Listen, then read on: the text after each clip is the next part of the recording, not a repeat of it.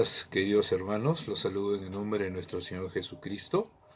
Que la paz del Señor esté con cada uno de ustedes.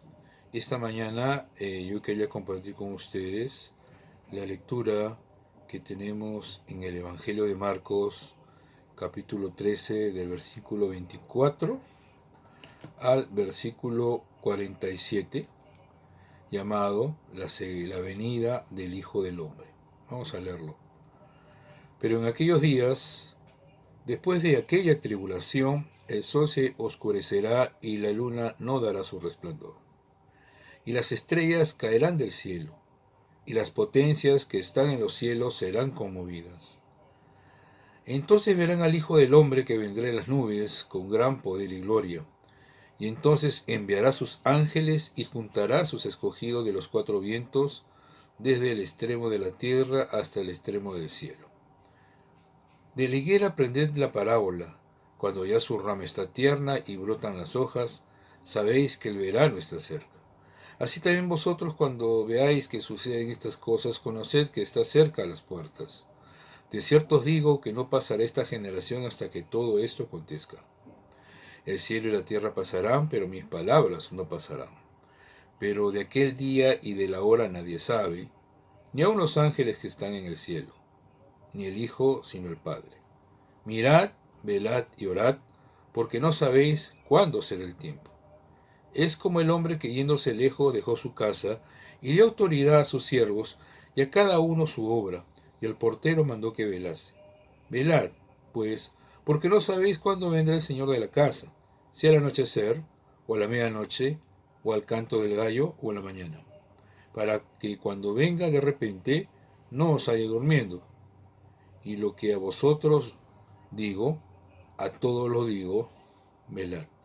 Dios bendiga su palabra. El Evangelio de Marcos es conocido como el Evangelio de la acción, porque está recargado con un gran énfasis en lo referente a los milagros. Pero en este capítulo la acción está dada hacia el futuro. Lo que encontramos en este capítulo es un relato paralelo a lo que encontramos en el Monte de los Olivos, descrito por Mateo, y que resume el relato que Mateo hace. ¿Cuál es la importancia de este tema? La importancia de este relato es la segunda venida de Cristo, va a ser el punto culminante de la esperanza cristiana.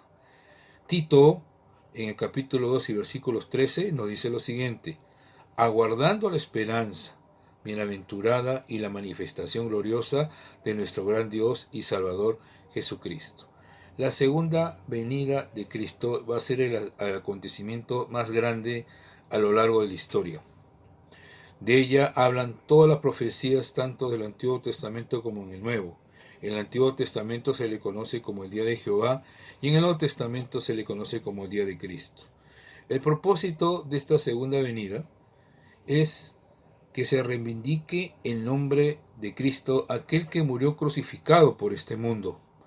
Su segunda venida representa el triunfo sobre la muerte y muestra la autoridad de Jesús para poder venir a este mundo y juzgarlo y exhibir toda su gloria, todo su poder y toda su autoridad a las naciones. Y este regreso también tiene que ver con el juicio que Jesús hará a las naciones. Pero todo el versículo 13 de Marcos nos habla acerca de acontecimientos que van a preceder esta venida. Pero Marcos comienza en el capítulo 13, en el versículo 5, diciendo algo muy, pero muy importante. Dice: Jesús respondiéndoles comenzó a decir: mirad que nadie os engañe. Y esto es muy importante, porque Jesús comienza a darle énfasis a la enseñanza cristiana. Si nosotros conocemos la palabra de Dios, difícilmente es imposible que podamos ser engañados. Y la palabra dice claramente, todos los acontecimientos tienen que ocurrir, pero lo dice también al final, esto no es el fin. Y el Evangelio de Marcos nos habla acerca de la tribulación. ¿A qué tribulación se está refiriendo? Se refiere a las persecuciones que los creyentes tendrán que pasar hasta la segunda venida de nuestro Señor Jesucristo. Esto ya se viene dando. Los creyentes vienen atravesando tribulaciones en diferentes lugares. También nos dice que el sol, la luna, las estrellas, las potencias de los cielos, es decir, el cielo será conmovido. Ya esto estaba profetizado en Isaías. En Isaías 13, del 10 y 11, dice lo siguiente: por lo cual las estrellas de los cielos y sus luceros no darán su luz, y el sol se oscurecerá al nacer, y la luna no dará su resplandor, y castigaré al mundo por su maldad, y a los impíos por su iniquidad, y haré que cese la arrogancia de los soberbios, y abatiré la altivez de los fuertes. Joel también nos lo recuerda en el capítulo 2, versículos 10 y 11. Delante de él temblará la tierra, se estremecerán los cielos, el sol y la luna se oscurecerán, y las estrellas retraerán su resplandor. Y Jehová dará su orden delante de su ejército, porque muy grande es su campamento. Fuerte es el que ejecuta su orden, porque grande es el día de Jehová, y muy terrible. ¿Quién podrá soportarlo? Este acontecimiento va a ser lo más grande que la humanidad pueda presenciar, porque la palabra dice claramente que verán al Hijo del Hombre viniendo con gran poder y gloria. Y todos sabemos que el título de Hijo del Hombre era para describir al Mesías en su condición humana, tal cual ascendió a la gloria. También tenemos que darnos cuenta que esta venida es personal. Quiere decir que Jesús mismo es el que vendrá. Él no enviará a nadie más. Él vendrá personalmente. Esta venida será visible porque todos los ojos lo verán. Esta venida no será como la primera. ¿Por qué no será como la primera? Porque en la primera Jesús vino como un niño indefenso, un niño que no tenía dónde nacer, un niño que no tuvo honores ni fue reconocido por nadie. Él fue reconocido por su carácter de ser manso y humilde. Y en esta primera venida, que todos nosotros sabemos, Él vino a sufrir y a cargar con la culpa por el pecado de cada uno de nosotros, tu pecado y el mío. Pero en esta segunda venida las cosas van a ser diferentes, porque Él vendrá como rey, Él vendrá vestido de dignidad, rodeado de todos sus ejércitos celestiales, y será reconocido por todas las naciones de la tierra. En su primera venida, Él vino a redimirnos del pecado. Por lo tanto, Él se presentó a nosotros como el Cordero de Dios que quita el pecado del mundo. Pero en esta segunda venida, Él aparecerá sin tener ninguna relación con el pecado y consumará la salvación y la redención de su pueblo. Algo que tenemos que tener claro, y que también lo dice este pasaje, es que el cielo y la tierra no pasarán, pero mi palabra no pasará. Es el énfasis que tiene que tener la palabra de Dios. La palabra de Dios es inmutable, no puede ser conmovida, nadie la puede cambiar. La palabra de Dios permanece para siempre. Y tenemos que tener claro que esta segunda venida de aquel día nadie sabe ni el día ni la hora. Es imposible porque la palabra nos dice que tampoco el Hijo no sabe a qué hora, cuándo ocurrirá esto. Pero hay algo que tenemos que tener claro, no debemos centrarnos en cuándo vendrá, porque eso no sabemos, ni lo vamos a saber porque es potestad del Padre. No está mal que no sepamos cuándo viene, lo que está mal es que no estemos preparados cuando Él venga. En primera de Tesalonicenses capítulo 5, versículo 1 y 2, dice la epístola de Pablo: pero acerca de los tiempos y de las ocasiones no tenéis necesidad, hermanos, de que yo os escriba, porque vosotros sabéis perfectamente que el día del Señor vendrá así como el ladrón en la noche. ¿Qué nos quiere decir esto? Que la venida de Cristo será totalmente inesperada. A lo largo de todas las profecías del Antiguo Testamento, el Señor manifestó, y lo recalca tanto el Evangelio de Mateo como el de Marcos, que su venida será precedida por diferentes tipos de señales: la aparición de falsos cristos, guerras, hambres, terremoto, persecución y la predicación universal del Evangelio a toda criatura en medio de una gran tribulación. Y nosotros tenemos que estar atentos a estas señales, a estos indicadores de la cual la palabra hoy nos está hablando. Como lo dije anteriormente, nadie sabe cuándo vendrá, ni sus ángeles, ni mucho menos el Hijo de Dios. Solamente lo sabe el Padre. Pero hay algo que sí tiene que quedar latente en nuestros corazones, porque la palabra nos dice, mirad, velad y orad. Lo cual quiere decir que tenemos que estar atentos. Tenemos que estar atentos a estos indicadores. Velad, nosotros tenemos que estar siempre vigilantes, cuidando, como porteros de nuestras casas. Este es el mensaje que el Señor nos está dando en estos tiempos finales. Velad. Y este es el mensaje que tenemos que transmitir a todos hoy en día.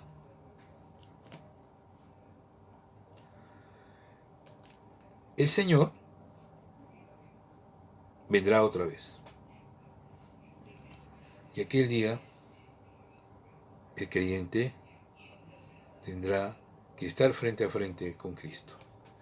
Y tenemos que dar cuentas de una manera personal ante Él. Nadie sabe, ni la ciencia, ni la escritura, está dicho el día y la hora en que el Señor va a venir. La venida de Cristo no es una doctrina, es un acontecimiento que va a ocurrir sí o sí. Es como una mujer embarazada. Sabes que va a dar a luz en cualquier momento. No sabes exactamente si se va a atrasar o se va a adelantar, pero tú sabes de que ese niño va a nacer. La enseñanza que Cristo nos está dejando a través de esta escritura es que necesitamos estar preparados. Necesitamos estar preparados y no estar sacando cálculos ni sacando cuentas. Y la única forma en la cual nosotros nos podemos preparar es a través de la instrucción que la palabra de Dios nos da a través de la guía del Espíritu Santo. Solo así nosotros podemos estar libres de ser engañados, de ser como esas ramas que se ondean a través del viento, y no seamos cristianos, hombres y mujeres que seamos fluctuantes ante los vientos de doctrina a los cuales venimos siendo atacados constantemente. La palabra nos enseña cómo vivir. La palabra nos enseña cómo caminar. La palabra nos enseña cómo llegar al Padre por medio del Hijo. La palabra nos enseña el arrepentimiento por el cual tú y yo tenemos que haber pasado para ser considerados hijos de Dios y coherederos de Jesucristo en todas las promesas y bendiciones que Dios nos ha dado a través de su santa palabra. La palabra de Dios es aquella que nos provee la estabilidad que tanto tú y yo necesitamos para poder sostenernos en un mundo lleno de crisis, en un mundo lleno de enfermedades, en un mundo lleno de desolación, lleno de tristeza y lleno de muerte. La palabra es aquella que nos sostiene, y como dice el salmista, aunque ande en valle de sombra de muerte, no temeré mal alguno, porque tú estarás conmigo, porque tu vara y tu cayado me infundirán aliento. Y eso es lo que hace la palabra de Dios en tiempos difíciles y en cada momento de nuestra vida. La palabra nos da esa estabilidad en medio de un mundo inestable. Por eso ni tú ni yo, querido hermano y hermana, debemos desechar la enseñanza. Tenemos que aprovechar el tiempo que Dios nos ha dado mientras estemos en este mundo, de poder conocerlo, de poder vivir de la manera en que su palabra espera que vivamos. Algo que dice el Evangelio de Marcos y de Mateo, lo quiero leer primero el que dice Marcos en 13:10 y luego Mateo 24:14. Dice, y es necesario que el Evangelio sea predicado antes a todas las naciones. Pero Mateo recalca algo más en todo esto. Y dice, y será predicado este evangelio del reino en todo el mundo para testimonio a todas las naciones, y entonces vendrá el fin. Yo no sé cuándo va a ocurrir esto. Yo lo único que sé es que lo que está pasando en este mundo, las enfermedades, las pestes, el hambre, la destrucción, las guerras entre las naciones, el que se aparezcan falsos cristos y engañen a las personas, esos son señales de que Cristo está viniendo. Pero la palabra dice algo claramente: cuando el Evangelio sea predicado a todo el mundo para testimonio a todas las naciones, entonces vendrá el fin. Entonces, ¿qué debemos de hacer nosotros en estos tiempos para que el Señor venga por nosotros, por su pueblo? Claramente la palabra nos lo dice en Mateo: tenemos que predicar. Y tenemos que predicar implica muchas veces salir de nuestra comodidad. Implica mirar al lado y ver la necesidad. Es anunciar ese mensaje de esperanza, ese evangelio que nos trae en nuestra vida paz, esperanza, gozo, amor. Nosotros tenemos que predicar el evangelio de justicia. Tenemos que darle al mundo la alternativa de Dios. El mundo vive a su manera y las consecuencias de vivir a su manera las estamos experimentando hoy en día. Nuestro país viene atravesando por crisis política, producto de nuestras malas decisiones, producto de que una vez más nosotros hemos sido engañados. Y la palabra nos revela lo siguiente: nosotros tenemos que vivir conforme a lo que su palabra estipula. Y es por eso que el hecho de estar preparados significa que tenemos que estar vigilantes a lo que la palabra hoy nos está diciendo. Para predicar la segunda venida de Cristo, tenemos que predicar la primera. ¿A qué me refiero con todo esto? ¿Qué implica predicar la primera venida de Cristo? Lo que implica es reconocer que Jesús se expuso a la muerte en la cruz del Calvario, derramando su sangre para que tú y yo pudiésemos encontrar el perdón de pecados y encontrar la salvación y la resurrección entre los muertos. Hay que predicar la primera venida para que esto provoque su segunda venida. Predicar la primera venida implica también recordar lo que dice la comunión. En la comunión no solamente recordamos el hecho de que Jesús se entregó a sí mismo y derramó su sangre y entregó su cuerpo por nosotros. El hecho de compartir la comunión también nos recuerda, como dice 1 Corintios 11, que Jesús viene nuevamente. Y esto tenemos que compartirlo. Esto tiene que ser el mensaje que salga de nuestros labios. Necesitamos que el mundo conozca el perdón de Dios. Necesitamos que el mundo se enfoque en una mirada diferente a Dios.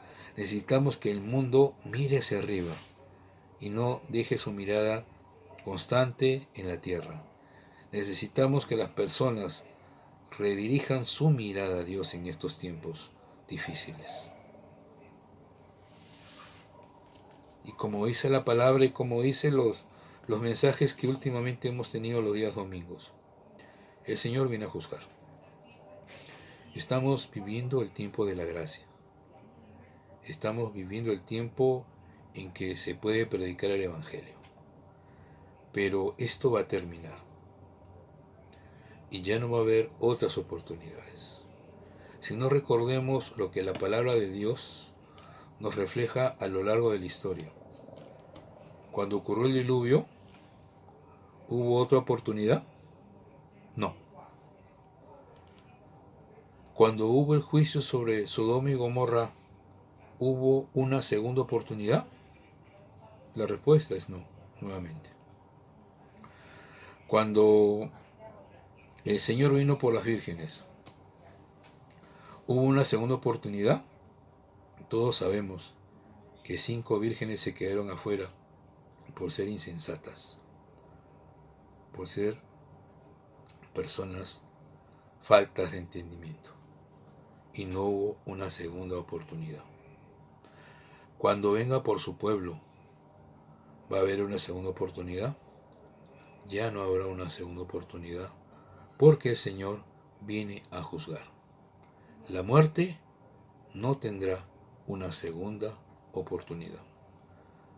Hay algo que nosotros tenemos que tener bien claro, hermanos. De la venida del Señor, lo que sabemos es que no sabemos. No sabemos cuándo va a ocurrir. Pero la palabra abre nuestro entendimiento y nos dice, mirad, observa lo que está ocurriendo a tu alrededor. Observa las señales que están descritas en la palabra. Pero dice que es necesario que esto acontezca, pero no es el fin. Pero luego la palabra dice que es necesario que el Evangelio sea predicado a todo el mundo, y luego de ello será el fin. Tenemos que reconocer que de la segunda venida, lo único que sabemos es que no sabemos nada. Todas estas reflexiones terminan con este versículo que quiero leerles de Apocalipsis 22:20, donde dice, el que da testimonio de estas cosas dice, ciertamente vengo en breve. Amén. Sí, ven, Señor Jesús. La segunda venida es lo más hermoso que ocurrirá, y esta tierra lo verá con sus propios ojos. Dice que toda rodilla se doblará, toda lengua confesará que Cristo es el Señor. Ya no vendrá como un niño indefenso, sino vendrá como un rey, con todo su ejército, y todo el mundo lo verá. Y ese día habrá acabado la oportunidad que Dios le dio al mundo a través del tiempo de la gracia. Reflexionemos a través de esta lectura nuestra condición delante de Dios. Reflexionemos como Iglesia de Cristo si nosotros estamos siendo entendidos en lo que la palabra nos está mostrando y si estamos reaccionando tal como el Señor espera que reaccionemos, si estamos compartiendo su evangelio, si estamos siendo conscientes que los tiempos se han acortado y tenemos que compartir el evangelio de Dios, la palabra bendita de Dios, comenzando por casa y extenderla a todo el mundo.